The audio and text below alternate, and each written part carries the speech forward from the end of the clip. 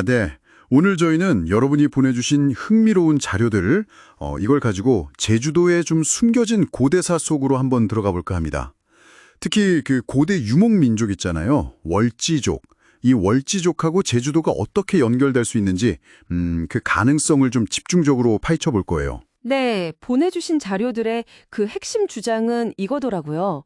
제주도가 한반도 안에서는 유일하게 그 월지족의 특징으로 얘기되는 여러 고고학적인 요소들이 있거든요. 예를 들면 뭐 특정 형태의 고인돌이라든지 옹관묘, 또 간석기 같은 것들, 이런 게 한 곳에서 동시에 발견되는 아주 독특한 곳이라는 겁니다. 아시겠지만 월지족은 기원전에 중앙아시아 스텝 지역에서 활동했던 인도 유럽 어족 계통의 유목 민족으로 알려져 있죠. 이 사람들의 이동이나 영향력, 여기에 대해서는 사실 학설이 좀 분분한데 오늘 저희가 볼 자료들은 그 흔적이 어쩌면 제주도까지 이어질 수 있다. 이런 관점을 제시하고 있어요. 와, 이거 정말 흥미로운데요. 그럼 이번 탐구는 이 자료들을 통해서 제주 고대사의 어떤 다른 퍼즐 조각들, 그리고 월지족의 영향? 이런 걸 한번 맞춰보는 거겠네요. 자, 그럼 어디서부터 한번 볼까요? 우선 그 고고학적 증거부터 좀 보죠. 자료에 따르면 제주시 용담동 유적에서 월지족과 관련이 있을 수 있다고 보는 그 고인돌, 옹관, 검은 간토기, 붉은 간토기 이게 한꺼번에 나왔다고요? 근데 이게 왜 그렇게 특별한 건가요? 뭐 다른 지역에서도 이런 유물들 나오지 않나요? 아, 네. 좋은 질문이세요. 물론 다른 지역에서도 개별적으로는 발견이 되는데 자료에서 강조하는 건 이겁니다. 월지족의 문화적 표지라고 일부 학계에서 말하는 이 여러 요소들 있잖아요. 그러니까 특정 고인돌 형식, 옹관 매장 방식, 또 그 특유의 토기 제작 기술 같은 거요. 이런 것들이 한반도에서는 유독 제주 용담동 유적 딱 한 곳에서만 집중적으로 그리고 함께 출토된다는 거죠. 아, 함께요. 네, 그 점이 중요하다는 거예요. 이게 그냥 우연은 아닐 수 있다, 이렇게 보는 거죠. 어쩌면 용담동 유적이 고대 문화교류의 중요한 증거를 갖고 있을 가능성, 이걸 보여주는 대목입니다. 그리고 그 신증동궁 여지승람에 나오는 칠성대 복원 이야기도 재밌는데 북두 실성 모양으로 대를 쌓았다는 기록과 연결하면 이것도 좀 흥미로운 지점이고요. 그렇고요. 용담동 유적이 비교적 좀 후대 흔적이라면 자료에서는 시간을 훨씬 더 거슬러 올라가서 제주 고산리 유적에서도 연결고리를 찾고 있네요. 여기가 한반도에서 제일 오래된 신석기 유적이라면서요. 와, 거의 1만 년 전 토기가 시베리아보다 오래됐더니 이건 정말 놀라운데요. 네, 맞아요. 고산리 토기 연대는 세계 토기 역사를 다시 쓰게 할 정도로 아주 중요합니다. 당시 황해가 그냥 드넓은 평야였다고 상상해보면 여기가 문화가 오고 가는 어떤 길목이었을 가능성 충분히 있죠. 아, 황해가 육지였을 때. 그렇죠. 그런데 보내주신 자료는 여기서 한 발 더 나아가요. 이 아주 오래된 토기 문화 역시 후대 삼성열 신화나 서복전설이랑 연결을 지으면서 결국에는 월지족과의 연관성까지 아주 조심스럽게 제기하고 있습니다.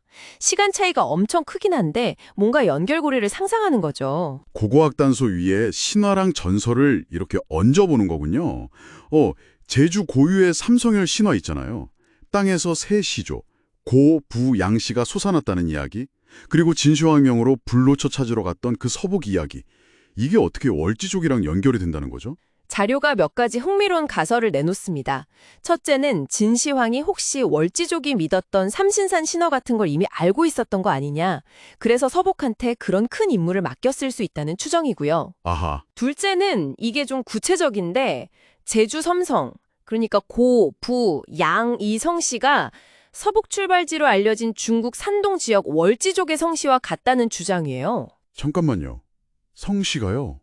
중국 산동 월지족 성씨랑 같다고요? 네, 자료에서는 그렇게 주장하고 있습니다. 고, 부, 양이요. 이게 정말 구체적인 연결고리처럼 보이긴 하죠. 와, 그건 정말 구체적인데요? 이게 그냥 음의 유사성인지 아니면 어떤 계보적 연결 가능성을 좀 강하게 말하는 건지 자료에서 더 깊이 들어가나요? 자료는 그 유사성을 중요한 근거 중 하나로 제시하기는 하는데 이게 직접적인 계보 증명이다, 이렇게까지는 말하지는 않고요. 더 많은 연구가 필요하다고 언급은 합니다.